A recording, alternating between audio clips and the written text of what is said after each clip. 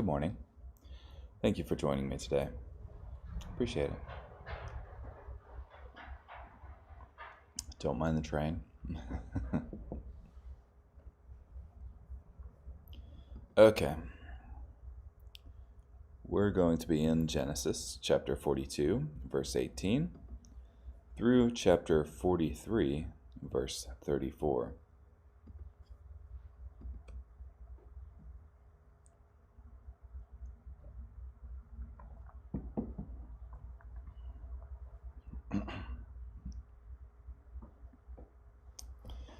On the third day, Joseph said to them, "Do as I say, and you will live, for I fear God.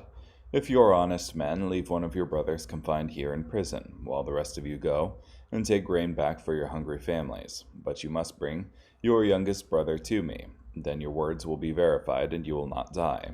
They did as he said. They said to one another, "Surely we're being punished because of our brother, because we saw how distressed he was when he cried to us for mercy, but we refused to listen. That is why this distress has come on us." Reuben said to them, "Didn't I say to you, don't sin against the boy? But you wouldn't listen. So now we must pay for shedding his blood."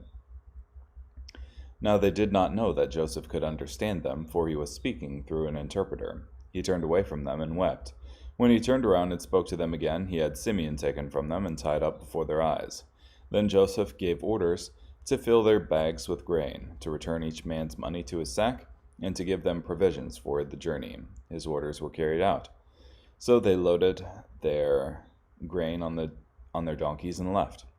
When one of them opened his sack to get feed for his donkey at the resting place, he saw his money in the mouth of his sack. He said to his brothers, "My money was returned.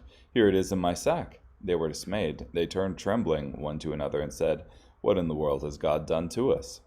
They returned to their father Jacob in the land of Canaan and told him all the things that had happened to them, saying, "The man, the lord of the land, spoke harshly to us and treated us as if we were spying on the land. But we said to him, 'We are honest men, we are not spies. We are from a family of 12 brothers. We are the sons of one father. One is no longer alive, and the youngest is with our father at this time in the land of Canaan.' Then the man, the lord of the land, said to us, 'This is how I will find out if you are an honest men. Leave one of your brothers with me, and take grain for your hungry households, and go. But bring your youngest brother back to me, so I will know that you are honest men and not spies. Then I will give your brother back to you, and you may move about freely in the land.' When they were emptying their sacks, there was each man's bag of money in his sack. When they and their father saw the bags of money, they were afraid. Their father Jacob said to them, 'You are making me childless. Joseph is gone, Simeon is gone, and now you want to take Benjamin. Everything is against me.' Then Reuben said to his father, 'You may put my 2 sons to death if I do not bring him back to you. Put him in my care, and I will bring him back to you.' But Jacob replied, 'My son will not go down there with you, for his brother is dead, and he alone is left. If an accident happens to him on the journey you have to make, then you will bring down my gray hair in sorrow to the grave.' Now the famine was severe in the land. When they finished eating the grain they had brought from Egypt, their father said to them, 'Return, buy us a little more food.' But Judah said to him, 'The man solemnly warned us, you will not see my face unless your brother is with you. If you send our brother with us, we'll go down and buy food for you. But if you will not send him, we won't go down there, because the man said to us, you will not see my face unless your brother is with you.' Israel said, 'Why did you bring this trouble on me by telling the man you had one more brother?' They replied, 'The man questioned us thoroughly about ourselves and our families, saying, Is your father still alive? Do you have another brother?' So we answered him in this way, 'How could we possibly know that he would say, Bring your brother down?' Then Judah said to his father Israel, 'Send the boy with me, and we will go immediately. Then we will live and not die, we and you and our little ones. I myself pledge security for him. You may hold me liable. If I do not bring him back to you and place him here before you, I will bear the blame before you all my life. But if we had not delayed, we could have traveled there and back twice by now.' Then their father Israel said to them, 'If it must be so, then do this. Take some of the best products of the land in your bags, and take a gift down to the man, a little balm and a little honey, spices and myrrh, pistachios and almonds. Take double the money with you. You must take back the money that was returned in the mouths of your sacks. Perhaps it was an oversight. Take your brother too, and go right away to the man. May the sovereign God grant you mercy before the man, so that he may release your other brother and Benjamin. As for me, if I lose my children, I lose them." So the men took these gifts, and they took double the money with them, along with Benjamin. Then they hurried down to Egypt and stood before Joseph.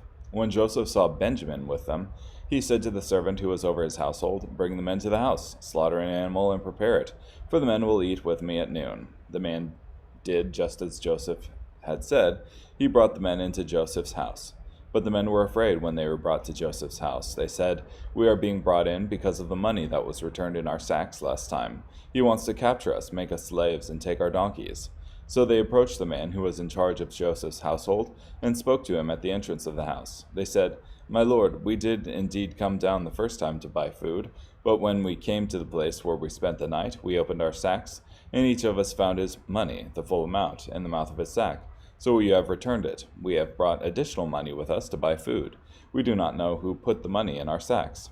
"Everything is fine," the man in charge of Joseph's household told them. "Don't be afraid. Your God and the God of your father has given you treasure in your sacks. I had your money." Then he brought Simeon out to them. The servant in charge brought the men into Joseph's house. He gave them water, and they washed their feet. Then he gave food to their donkeys. They got their gifts ready for Joseph's arrival at noon, for they had heard that they were to have a meal there. When Joseph came home, they presented him with the gifts they had brought inside, and they bowed down to the ground before him. He asked them how they were doing. Then he said, "Is your aging father well, the one you spoke about? Is he still alive?" "Your servant, our father, is well," they replied. "He is still alive." They bowed down in humility. When Joseph looked up and saw his brother Benjamin, his mother's son, he said, "Is this your youngest brother, whom you told me about?" Then he said, May God be gracious to you, my son." Joseph hurried out, for he was overcome by affection for his brother, and was at the point of tears. So he went to his room and wept there. Then he washed his face and came out. With composure he said, "Set out the food." They set a place for him, a separate place for his brothers, and another for the Egyptians who were eating with him. The Egyptians are not able to eat with Hebrews, for the Egyptians think it is disgusting to do so. They sat before him, arranged by order of birth, beginning with the firstborn and ending with the youngest. The men looked at each other in astonishment. He gave them portions of the food set before him, but the portions for Benjamin was 5 times greater than the portions for any of the others. They drank with Joseph until they all became drunk.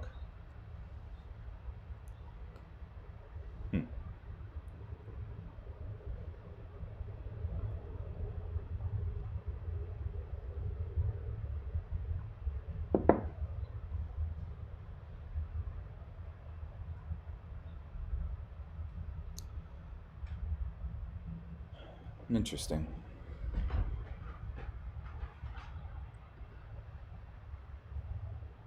So, Jacob had to be pushed to the point of desperation. Like, we're going to die from starvation unless you send your son to Egypt. And that's what it took for him to send his son to Egypt. I'm not sure how...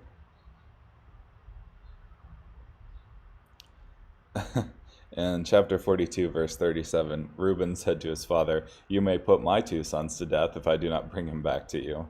It's like, that's not the point.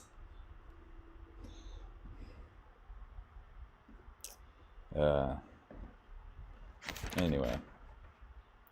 Matthew chapter 13, verse 47 through 14, verse 12. Again, the kingdom of heaven is like a net that was cast into the sea, that caught all kinds of fish. When it was full, they pulled it ashore, sat down, and put the good fish into containers, and threw the bad away. It will be this way at the end of the age. Angels will come and separate the evil from the righteous, and throw them into the fiery furnace, where there will be weeping and gnashing of teeth. Have you understood all these things? They replied, "Yes." Then he said to them, "Therefore every expert in the law who has been trained for the kingdom of heaven is like the owner of a house, who brings out of his treasure what is new and old." Now, when Jesus finished these parables, he moved on from there. When he came to his hometown and began to teach the people in their synagogue, they were astonished and said, "Where did this man get such wisdom and miraculous power?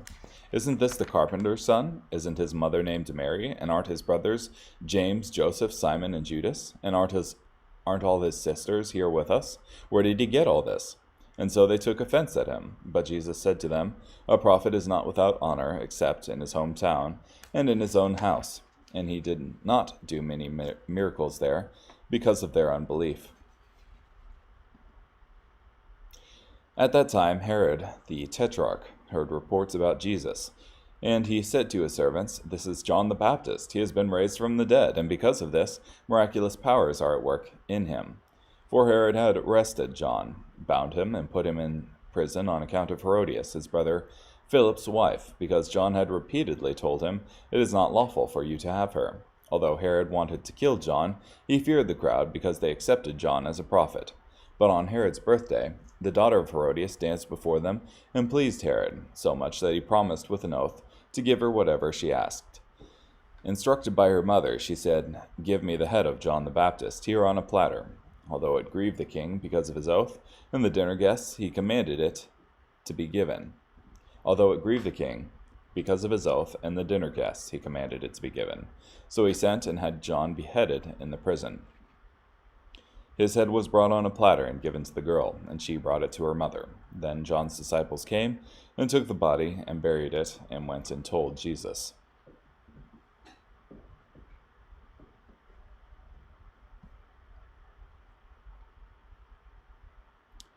In Matthew 13, verse 52, he said to them, "Therefore every expert in the law who has been trained for the kingdom of heaven is like the owner of a house who brings out of his treasure what is new and old."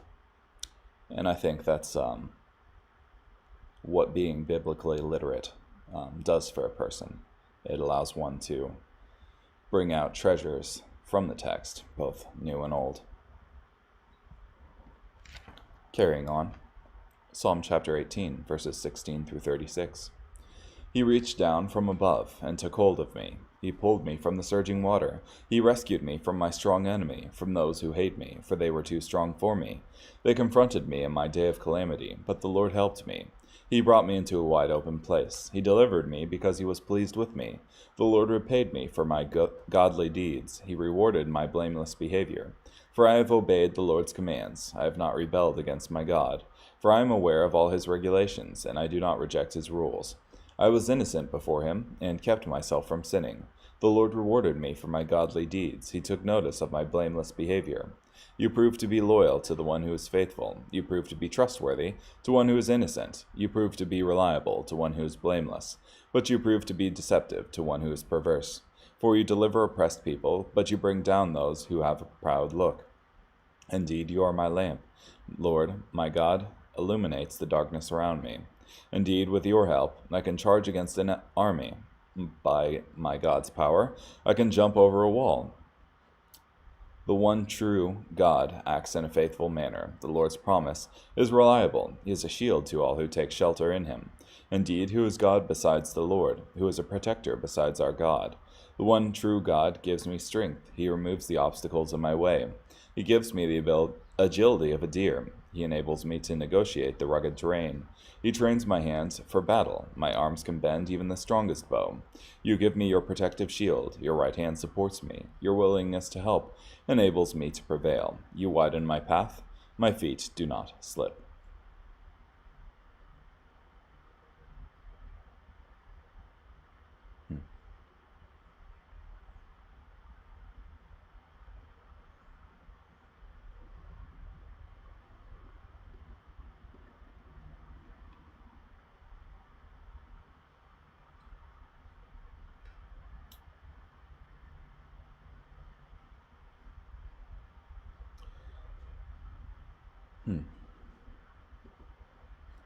The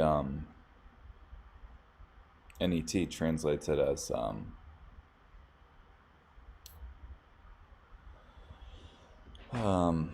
deceptive. And Psalm chapter 18, verse 26. You prove to be reliable to one who is blameless, but you prove to be deceptive to one who is perverse. And just wonder what the word here is in the interlinear.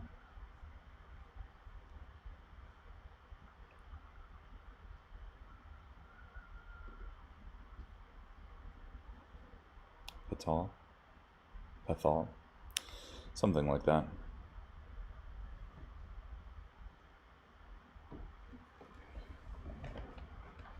One sec. That's 1826.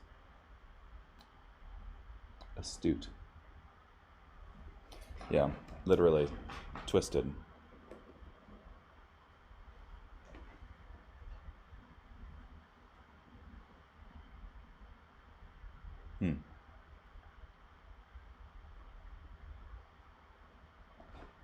I guess the idea is that